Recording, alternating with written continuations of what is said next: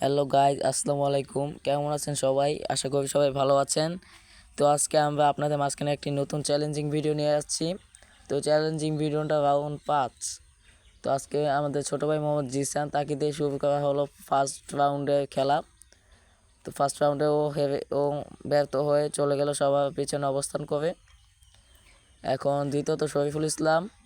তো শরীফুল ইসলাম কি পারবে গাইজ আজকে আমাদের কলা গাছটা টপে উঠতে? না, শরীফুল ইসলাম হয়তো ব্যর্থ হয়ে গেছে। এখন তৃতীয়ত মোহাম্মদ আবুল হাসান কি পারবে গাইজ কলা গাছটা সবার টপে উঠতে? হয়তোবা না, আবুল হাসান শেষ হয়ে গেল। এখন চতুর্থ মোহাম্মদ রাফি, সে উড়ে এসে একটা লাফ দিয়ে কলা গাছটা একটু উপরে উঠে হয়তো আর পারবে না মনে হয়। রাফি তো ছোট, ওদের মধ্যে সব থেকে ছোট খেলোয়াড় রাফি, যে এখন গাছে উঠতেছে। না, ও মনে শেষ, ও ব্যর্থ হয়ে গেছে। রাফি কি পারবে গাইজ? সবাই কমেন্টে জানাও।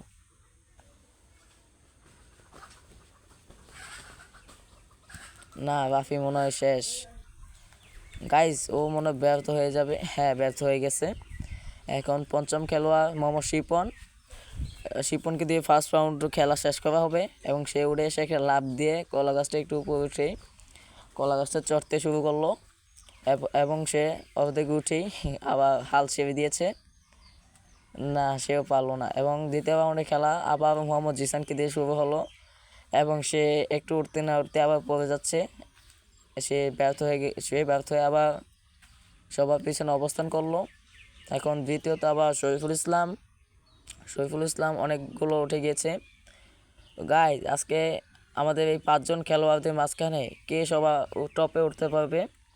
সবাই কমেন্টে জানাও। আর ভিডিওটি যদি ভালো লাগে তোমাদের কাছে, অবশ্যই লাইক, কমেন্ট এবং সাবস্ক্রাইব করে দিও।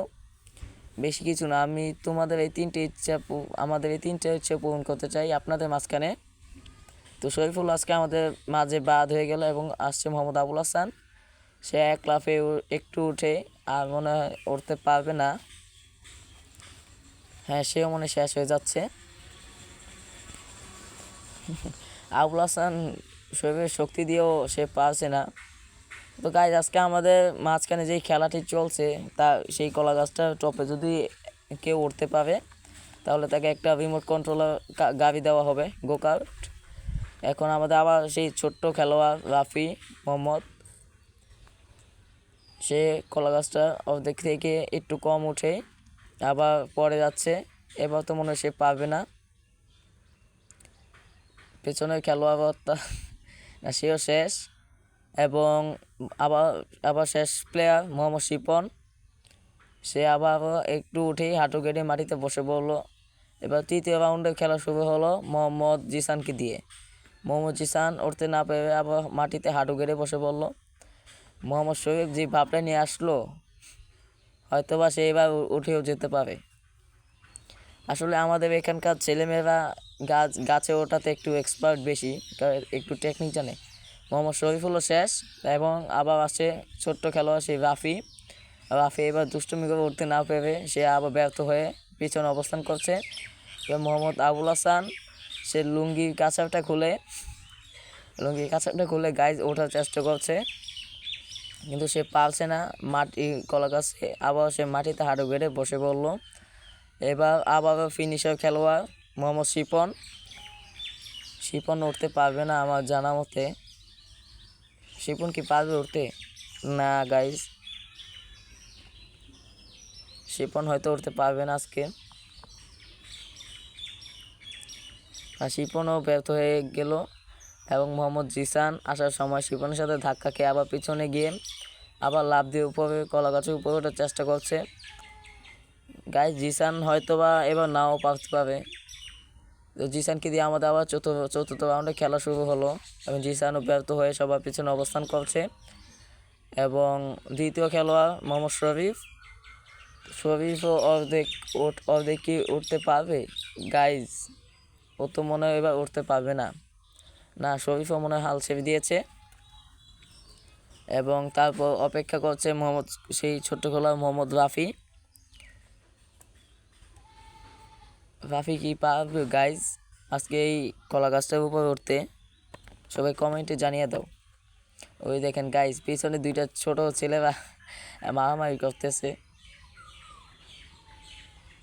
এবার রাফি আসবে দূরে। রাফি হালকা একটু উপরে উঠে কলা গাছের উপরে উঠে এবার এবার ওঠার চেষ্টা করছে। গাইজ ও কি পারবে উঠতে? সম্ভবত না, ও তো সেই ভাব দেখা যাচ্ছে না। এখন ওর পরে সেই ফিনিশার খেলোয়াড় আবার মোহাম্মদ শিপন আসছে। রাফি এখন মাটিতে পড়ে সবার পিছনে অবস্থান করছে হাল ছেড়ে দিয়ে, এবং মোহাম্মদ শিপন কলা গাছটা লাফ দিয়ে একটু উপরে উঠেই সে অর্ধেকের মতো একটু চড়ে গিয়েছে। না গাইস, হয়তো শিপনও পারবে না।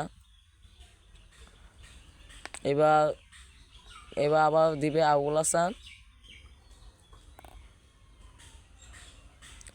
না গাইস, শিপনও হয়তো পারবে না, ও দ্বারা হয়তো সম্ভব না। এবার আবুল হাসান আসছে। আবুল হাসান আসার পরে গাইজ ও তো সব আগে পারবেই না।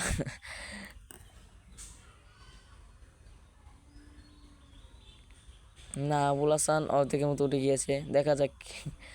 গাইজ ও কলা গাছ কামড়াচ্ছে।